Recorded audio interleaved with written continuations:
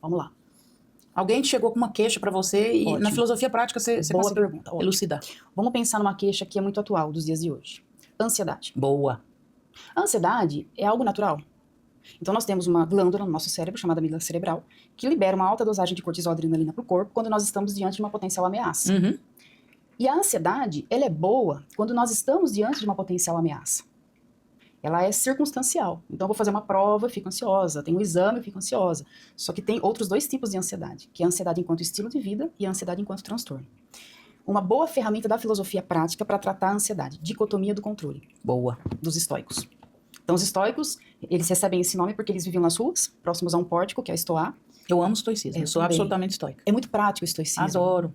E aí os estoicos vêm nos ensinar, principalmente Epiteto, a dicotomia do controle.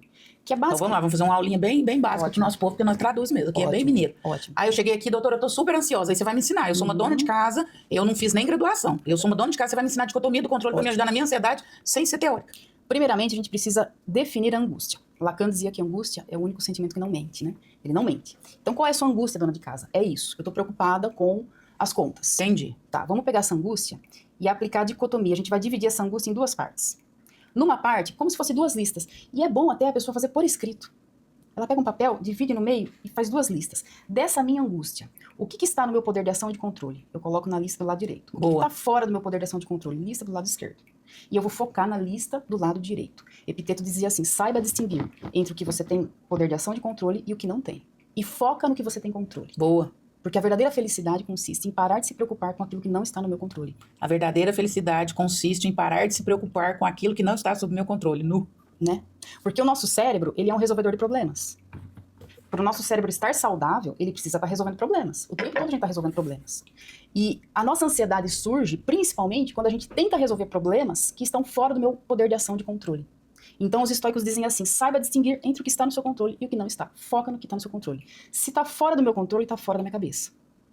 Se um problema possui solução, Epiteto dizia, nós não precisamos nos preocupar com ele. Agora, se ele não possui solução, nós não precisamos de nada adianta nos preocuparmos com ele. Isso é a dicotomia do controle. Boa. Maravilhoso. Isso alivia muito boa parte das nossas angústias. Então a ansiedade, na verdade, ela nos mostra aquilo que precisa ser arrumado na minha vida. Aquilo que está fora do lugar. Porque, de repente, a minha ansiedade é causada por um problema financeiro que eu preciso resolver. Uhum. Agora, dentro desse problema financeiro, o que eu posso fazer hoje? Então, eu vou fazer. O que eu não posso fazer hoje? Então, eu não vou ocupar minha cabeça com isso. Agora entra a psicanálise. Boa. Muitas pessoas, elas se utilizam da filosofia dessa forma e resolvem os seus conflitos e os seus sofrimentos. Só que muitas pessoas não conseguem resolver. Por quê? Tem uma parte minha que a minha razão não alcança. E aí que entra o limite da filosofia aplicada e a necessidade da psicanálise. Eu estava falando para você agora há pouco que eu acabei de escrever um livro, está na fase de edição, chamado Vida Plena e as duas asas que nos levam até ela. E essas duas asas que eu sugiro no livro é justamente a filosofia e a psicanálise. Maravilhoso. E o livro consiste numa tese que, para a psicanálise de fato funcionar, eu preciso de um olhar filosófico. Então são as duas asas. Voltando ao nosso exemplo. A pessoa, ela aplica a dicotomia do controle e continua sentindo ansiedade.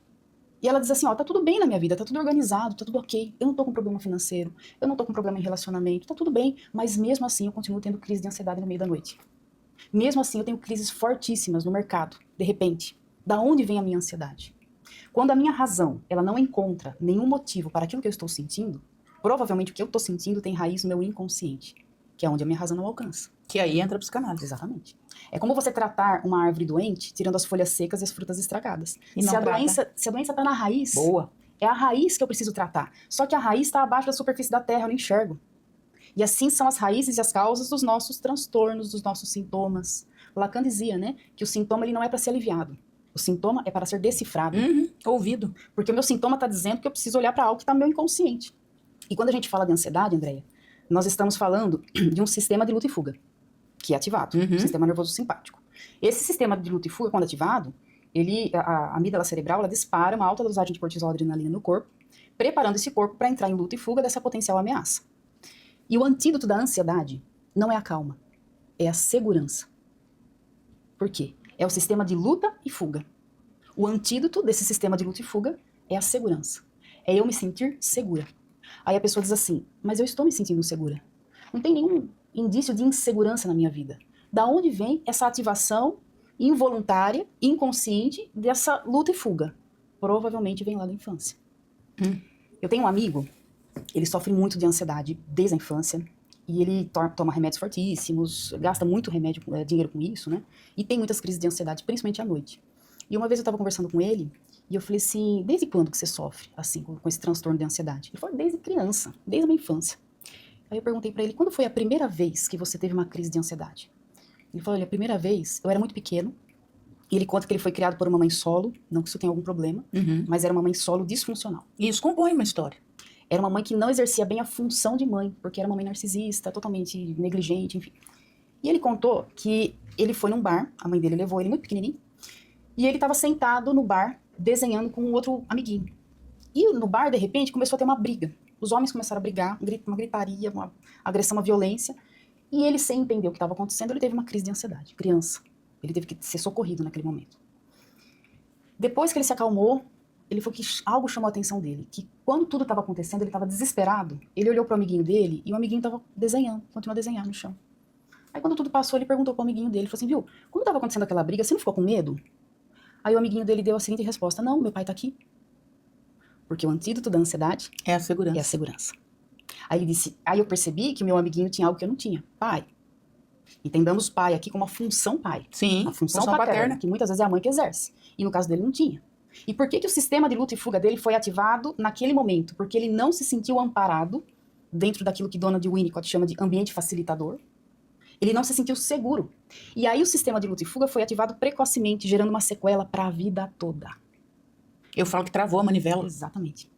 Porque travou a manivela no simpático, isso vai voltar. Uma criança não tem condições de lutar ou fugir. Por isso que a infância precisa ser protegida. Por isso que o Winnicott vai falar do ambiente facilitador, que é um ambiente que traga à criança uma sensação de segurança. Eu estou segura. Mas é tão precioso isso que você está falando, é tão rico. Nunca tinha pensado sobre isso. A cura para a ansiedade não é a calma, é a segurança. Você falando e eu fazendo um storytelling aqui na minha cabeça. Uma das poucas coisas que me deixam ansiosa é doença. Doença é um negócio complexo para mim. Porque é um negócio exatamente que foge do controle. Exato. Porque eu sou uma pessoa que tudo o que está dentro do meu controle, você pode ter certeza que eu faço.